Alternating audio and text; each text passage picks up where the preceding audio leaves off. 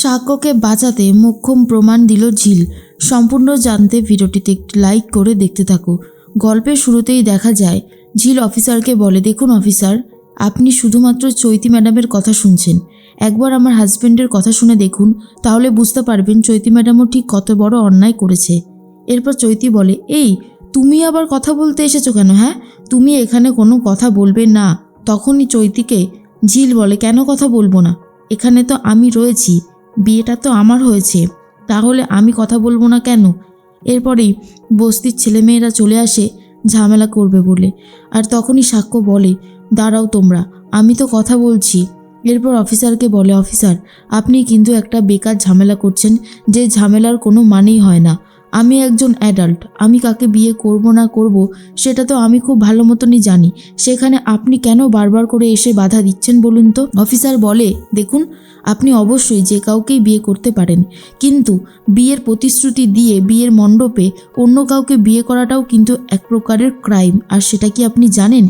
দেখুন, অত শত কথা আমি বলতে চাই না, আপনি আমাদের সাথে থানায় চলুন। এরপরই সাক্ষ্য বলে, যাব, আমি আপনার সাথে থানায় যাব, কিন্তু আমি কোনো রকমের কোনো অন্যায় করিনি, বারবার কিন্তু এই কথাটা বলছি। এরপর ঝিল বলে যে যেহেতু আমার স্বামী থানায় যেতে চাইছে, তাই আমি ওনাকে থানায় যেতে দেব, কিন্তু যদি উনি যেতে না চাইতেন, ওনাকে আপনি নিয়ে যেতে পারতেন না অফিসার। আপনি তো সবে সবে এই থানায় এসেছেন নতুন, তাই হয়তো জানেন না আমাদের বস্তির মেয়ে আর ছেলেদের ঠিক কতটা পাওয়ার রয়েছে। আপনি আপনার কলিগদের থেকে শুনে নেবেন। এরপরেই অফিসার বলে, চলুন, এখন বাকি কথা থানায় গিয়ে হবে। এরপরেই তখনই সাক্ষ্য বলে, আপনি এগোন, আমরা আমাদের গাড়ি নিয়ে আসছি। কিন্তু অফিসার বলে, কেন? আমাদের গাড়িতে চলুন। ঝিল বলেন, না, কোথায় লেখা আছে, কোন জায়গায় লেখা আছে যে সাক্ষ্যবাবুকে আপনাদের গাড়িতে করেই যেতে হবে? উনি আপনাদের গাড়িতে যাবেন না। আমরা তো বললাম আমরা আসছি, আপনি এগোন। বলেছি যখন যাব তো যাবই। এরপর কাকুমণি বলে, আমি বলছিলাম কি অফিসার, বেকার ঝামেলা করে কি কোনো লাভ আছে? ওরা দুজনে যদি একসাথে থাকতে চায়, আর ওদের তো বিয়েটা হয়েও গেছে, আপনি তো কিছুই আর করে উঠতে পারবেন না। বেকার ঝামেলাটা যদি টানছেন, এটা কিন্তু খুব একটা ভালো হচ্ছে না। অফিসার বলে, দেখুন, আমি এসব নিয়ে আপনাদের সাথে আর কথা বাড়াতে চাই না, এখন আমার যা করবার সেটাই আমি করব। এরপর অফিসার থানায় চলে যায়। থানায় গিয়ে কথা বলতে থাকে সাক্ষ্যর সাথে। সাক্ষ্য, ঝিল সবাই তখন গেছে। এরপরেই চৈতি বলে, এই ছেলেটা আমার জীবনের এত বড় সর্বনাশ করেছে অফিসার, এর তো একটা শাস্তি হওয়াই দরকার। আপনি একে কঠিন থেকে কঠিনতর শাস্তি দেন, আমি কিছু জানি না। তখনই দেখা যায় যে একটা কথা বারবার করেই বলতে থাকে ঝিল, যে কিসের জন্য শাস্তি পাবেন সাক্ষ্যবাবু? কোনো কিছুই তিনি করেননি, বরং আপনি অন্যায় করেছেন। ছলে বলে কৌশলে আপনি সাক্ষ্যবাবুকে বিয়ে করার চেষ্টা করেছিলেন। যেই সাক্ষ্যবাবু আপনার কুকীর্তিটা জানতে পেরে গেছে, সেই আর বিয়ে করতে চায়নি। এটার মধ্যে অন্যায় কি আছে, আমি তো সেটাই বুঝে উঠতে পারছি না। চৈতির বাবা বলে, দেখো সাক্ষ্য, হতেই পারে যে তোমার চৈতিকে পছন্দ নয়, তো তুমি এটা আগেই বলতে পারতে। আমাদেরকে বিয়ের মণ্ডপ পর্যন্ত টেনে নিয়ে গেলে আত্মীয় স্বজনের কাছে, সমাজের কাছে আমাদের কত বড় ফেস লস হলো বলো তো? সেটা কি ঠিক হলো? আমার তো মনে হয় না যে সেটা ঠিক হয়েছে। আর সেই জন্যই আমি তীব্র বিরোধিতা করছি, তোমার শাস্তির দাবি জানাচ্ছি। তুমি যদি আগে ভাগেই সরে যেতে, ভদ্রভাবে ব্যাপারটাকে হ্যান্ডেল করতে, আমি কখনোই এই বাড়াবাড়িটা করতাম না। সাক্ষ্য বলে, আপনার মেয়েকে বিয়ে করার ইচ্ছে আমার কখনোই ছিল না, কিন্তু আমি ভেবেছিলাম আমার পরিবার যখন চায়, চৈতি যখন চায়, তাহলে সেটাই হবে। কিন্তু চৈতির কুকীর্তিগুলোর কথা আমি খুব পরেই জানতে পারি, তো তখন আমি ডিসাইড করি যে আমি এইভাবে চৈতিকে বিয়ে করতে পারবো না। কারণ সারাটা জীবন আমি একটা ঠক জোচ্চোর মেয়ের সাথে থাকতে পারবো না, তাই আমি এই বিয়েটা করতে চাইনি। আর আমার মনে হয় না যে আমি কোনো অন্যায় করেছি। অফিসার, আপনি বলতে পারেন যে আমি চৈতিকে কথা দিয়ে বিয়ের মণ্ডপে ওকে ফিরিয়ে দিয়েছি, এটুকুর জন্য যেটুকু শাস্তি হবে আমি মাথা পেতে নেব, কিন্তু আমি কোনোভাবেই এই মেয়েটাকে বিয়ে করতে পারতাম না। তখনই ঝিল বলে, যদি আপনার শাস্তি হয়, তাহলে তো চৈতি ম্যাডামেরও শাস্তি হবে, কারণ চৈতি ম্যাডাম আমাকে ভুলভাল বুঝিয়েছে, আমাকে টাকার অফার করেছিল, তাই আমিও চৈতি ম্যাডামের বিরুদ্ধে কেস করব, আর তারপরে চৈতি ম্যাডামের যা শাস্তি হবার হবে। ঠিক সেই মুহূর্তেই তখনই অফিসার বলে, কি বলছেনটা কি আপনি এসব? আপনার কি মাথা খারাপ হয়ে গেছে? তখনই ঝিল বলে, কেন অফিসার, আমার মাথা খারাপ হতে যাবে কেন? যতদূর জানি যে চৈতি ম্যাডামও অন্যায় করেছে, তার প্রমাণ আমার কাছে আছে। এরপর চৈতি বলে, তোমাকে তো স্বাক্ষর বাড়ি থেকেও 5 লক্ষ টাকা অফার করা হয়েছিল, তুমি নাওনি সেটা আলাদা ব্যাপার, কিন্তু এখানে আবার এসব কথা উঠছে কেন?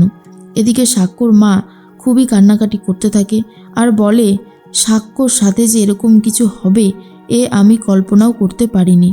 আমার একমাত্র ছেলের উপরে এত এত রকমের চাপ আসছে, সব হয়েছে ওই মেয়েটার জন্য। কিন্তু এটাও তো ঠিক, এক হাতে কখনো তালি বাজে না। আমার ছেলে তো কখনো বাচ্চা না যে ওকে বুঝিয়ে সুঝিয়ে বিয়ে করে নেবে আর ও চুপচাপ মুখ বুঝে সহ্য করে নেবে। শতরূপা বলে, দিদিভাই এই সব কিছুর জন্য সত্যি কথা বলতে ঝিল দায়ী, ঝিলের জন্যই এই সবগুলো হয়েছে। আমরা তো ভাবছিলাম স্বাক্ষর সাথে চৈতির বিয়ে হবে, চৈতি এই বাড়ির বউ হয়ে আসবে, সেসব তো হলোই না, উল্টে ঝিল আবার এই বাড়ির বউ হয়ে চলে আসলো। সুদর্শনা বলে, অসুবিধার কি হয়েছে, মেয়েটা তো খারাপ না। হতে পারে মেয়েটা অত পড়াশোনা জানে না, তো কি হয়েছে, গ্র্যাজুয়েশন কমপ্লিট করে নেবে। আমার মনে হয় এইসব ব্যাপারগুলো যত তাড়াতাড়ি তোমরা মেনে নেবে, গড়ে পিঠে নেবে, সেটাই ভালো হবে বর্দি ভাই। তখনই স্বাক্ষর মা বলে, এটা কি কোনো নার্সারি স্কুল নাকি যে আমি যে কোনো কাউকে গড়ে পিঠে মানুষ করে নেব? সেটা সম্ভব নয়। আজকে আমার ছেলের সাথে এরকম হয়েছে বলে আমি বুঝতে পারছি, কাল যখন তোমাদের ছেলে মেয়ের সাথে এরকম হবে না, তখন তোমরাও বুঝতে পারবে যে এটা কতটা কষ্টের ব্যাপার। ছুটি আন্টি বলে, আমি বুঝতে পারছি, তবে ঝিল খারাপ মেয়ে নয়। আমি ঝিলের সাথে অনেক দিন মিশেছি, তাই আমি জানি ঝিল কখনোই খারাপ হতে পারে না। এখন বস্তির মেয়ে বলে ও টাকা পয়সা আছে কম বলে তোমরা যদি ওকে দূরে ঠেলে দাও সেটা আলাদা ব্যাপার, কিন্তু মানুষ হিসেবে মেয়েটা খুবই ভালো, এটুকু গ্যারান্টি আমি তোমাদের দিতে পারি। কিন্তু স্বাক্ষর বউ হিসেবে ঝিলকে একদমই পছন্দই না স্বাক্ষর মায়ের। অন্যদিকে দেখা যায় যে থানায় তো রীতিমতো চলেও এসেছে ঝিলের বস্তির লোকজনেরা, আর বলে এই থানা যখন ঘেরাও করব তখন ভালো হবে।